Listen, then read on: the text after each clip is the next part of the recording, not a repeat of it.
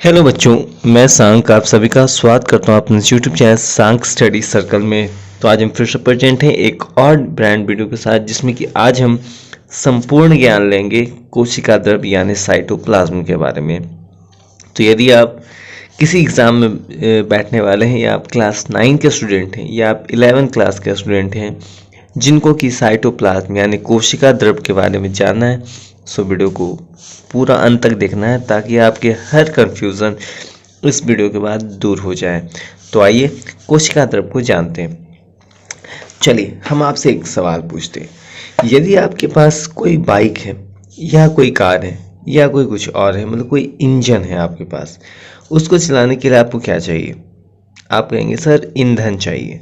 उसी प्रकार एक सेल को चलाने के लिए कोशिका द्रव्य को, यानी उसी का ये फ्यूल है, ठीक है। यानी कोशिका को चलाने के लिए जो फ्यूल चाहिए उसे हम लोग कहते हैं कोशिका द्रव्य, ठीक है। अब आपका कंफ्यूजन थोड़ा सा दूर हुआ होगा। तो कहता है कि जो भी कोशिका है, हमें पता है कि मान लेते हैं ये सेल है, इस सेल के अंदर ये न्यूक्लियस होगा और इसमें जो होगा कई सारे लिक्विड मटेरियल होंगे। यानी इस केंद्र को बचाने के लिए इस कोशिका के बाहर एक झिल्ली पाई जाती है, ठीक है। और इसके अंदर जो होते हैं कई सारे लिक्विड मटेरियल पाए जाते हैं, जिसे ही हम कहते हैं साइटोप्लाज्म या कोशिका द्रव्य। याद आएगा आपको? चलिए, तो यही याद रखना है। तो अगर हम इसकी डेफिनेशन लिखना चाहें तो कैसे लिखेंगे? कोशिका द्रव्य क्या है, ठीक है। तो लिखेंगे कोशिका द्रव्य, कोशिका द्रव्य, कोशिका झिल्ली, कोशिका द्रव्य, कोशिका झिल्ली से घिरी हुई, कोशिका द्रव्य से घिरी हुई वो रचना है, वो रचना है जो कोशिका को कार्य करने में मदद करती है, कार्य करने में मदद करती है, ठीक है। यही आप लिख सकते हैं। तो सवाल आता है कि सर ये होता कैसा है? तो याद रखना है, ये भी लिख लेते हैं, यह जेली मीन्स लिक्विड, ठीक है। यह जेली की तरह पदार्थ होता है, यह जेली की तरह पदार्थ होता है, ठीक है। जो हमेशा गति करता है, जो हमेशा एक गति में रहता है, मतलब हमेशा वो तैरते रहता है, क्योंकि लिक्विड है, एक गति में रहता है। क्या आपको याद रहेगा? और याद रखना है, ये जो एक गति में रहता है इसे हम एक नाम देते हैं, ठीक है। तो लिख देते हैं जिसे साइक्लोसिस कहते हैं, ठीक है। जिसे साइक्लोसिस कहते हैं। तो ये आप कंफ्यूजन दूर हो जाएगा। क्या ना, कोशिका द्रव्य जो होता है वो एक रचना होती है जो कोशिका झिल्ली से घिरी होती है, जो कोशिका को कार्य करने में मदद करती है। तो अगर आपको कंस्ट्रक्शन पूछे तो बता सकते हैं, जेली की तरह पदार्थ होता है जो हमेशा एक गति में रहता है, जिसे साइक्लोसिस कहते हैं, ठीक है।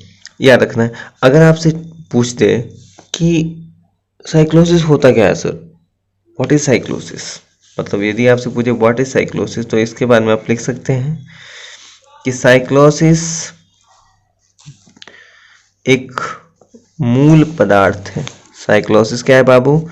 साइक्लोसिस एक मूल पदार्थ है जिसमें कोशिकांग फैले रहते हैं, जिसमें कोशिकांग फैले रहते हैं, जिसमें कोशिकांग फैले रहते हैं, ठीक है। इसमें और लिख देते हैं, इसमें कार्बनिक एवं अकार्बनिक, इसमें कार्बनिक एवं अकार्बनिक पदार्थ पाए जाते हैं, अकार्बनिक पदार्थ पाए जाते हैं। अब आपको समझ में नहीं आ रहा हो कि सर ये कोशिकांग क्या होता है सर, ये कार्बनिक और अकार्बनिक पदार्थ क्या होते हैं?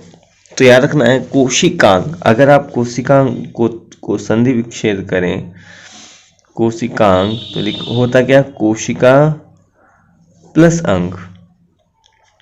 जैसे आपके शरीर में काम करने के लिए अलग अलग अंग होते हैं, उसी प्रकार कोशिका को कार्यरत बनाने के लिए अलग अलग अंग भी होते हैं, जिसे हम कोशिकांग कहते हैं।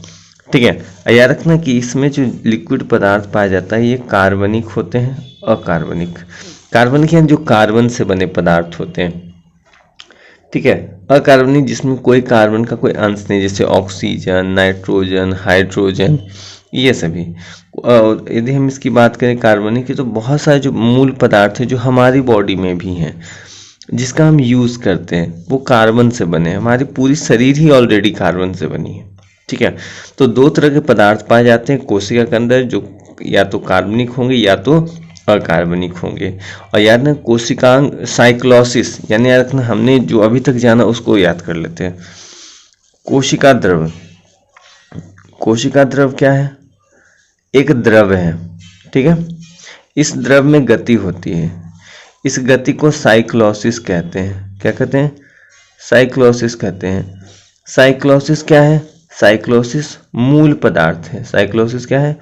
मूल पदार्थ। मूल पदार्थ मीन्स जेल वाला पदार्थ है, और इसी जेल पदार्थ के अंदर क्या होते हैं? कोशिकांग पाए जाते हैं। मतलब जो कोशिका की जो मेन कंपोनेंट है, जो काम करती है, उसे कोशिकांग कहते हैं। ठीक है, याद रहेगा।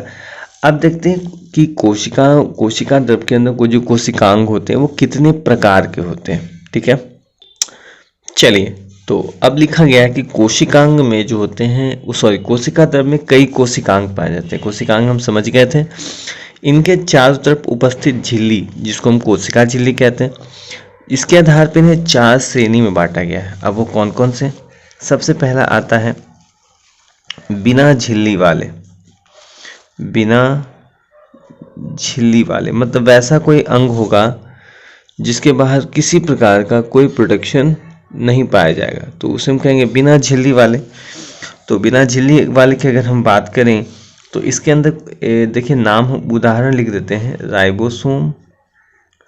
राइबोसोम आ जाते हैं, और एक आता है तारक काय, जिसे हम सेंट्रोसोम कहते हैं। ठीक है, सेंट्रोसोम। तारक काय को हिंदी हो सकता है नहीं जानते हो, तो उसे सेंट्रोसोम कहते हैं। ठीक है, और भी हैं, चलिए कुछ एग्जाम्पल लिख लेते हैं। इसके बाद आता है एक झिल्ली वाले। एक झिल्ली वाले मतलब वैसे कुछ अंग होंगे कोशिकांग जिसके बाहर सिर्फ सिंगल मेम्ब्रेन पाया जाएगा, एक ही झिल्ली वाले, जिसमें देखिए कुछ एग्जाम्पल हमें याद है अभी, और है लाइसोसोम, अंतःद्रवी जालिका, अंतःद्रवी जालिका। इसके बाद आते हैं गोल्जी का या गोल्जी बॉडी जिसे आप कहते हैं। ठीक है, और भी जब हम लोग लेक्चर में आगे बढ़ेंगे नेक्स्ट वीडियो में, तो हम लोग उसके बारे में और भी चीज़ें जानते रहेंगे। चलिए तीसरा आता है दोहरी झिल्ली वाले। दोहरी झिल्ली वाले। अब दोहरी झिल्ली वाले के अंदर भी कई सारे आपको कंपोनेंट देखने को मिल जाएंगे। ठीक है, जिसमें आते हैं आपके माइटोकॉन्ड्रिया है, आपका क्लोरोप्लास्ट है, ये सभी आते हैं। ठीक है, माइटोकॉन्ड्रिया है, क्लोरोप्लास्ट है, इत्यादि आते हैं। ठीक है, और चौथा आपका जो लास्ट हो जाता है वो हम समझ गए जी। देखिए पहला क्या था? बिना झिल्ली, उसके बाद आया एक झिल्ली, इसके बाद आया 2 झिल्ली, और लास्ट में जो हमें पढ़ना है वो है 3 झिल्ली वाले, यानी 3 झिल्ली वाले। ठीक है, कहते हैं तिहरी झिल्ली वाले। तिहरी झिल्ली वाले यानी वैसा कोई अंग होगा जिसके बाहर 3 लेयर ऑफ जो है प्रोटेक्शन पाया जाएगा। ठीक है, इस लेक्चर में हम आगे बढ़ेंगे, हम लोग सभी के बारे में जानें कौन कौन से हैं, नहीं हैं, वगैरह हैं, तो सभी चीज़ों के बारे में।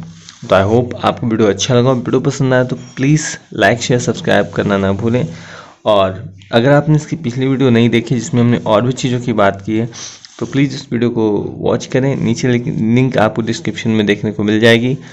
तो आज के लिए इतना ही, मिलते हैं नेक्स्ट वीडियो में, तब तक के लिए धन्यवाद, जय हिंद। अगर आप वीडियो पर नए हैं तो प्लीज़ लाइक से सब्सक्राइब करें और यदि आप हमारे चैनल पर पहले से हैं तो प्लीज़ वीडियो को शेयर किया कीजिए। तब तक के लिए धन्यवाद। जय हिंद।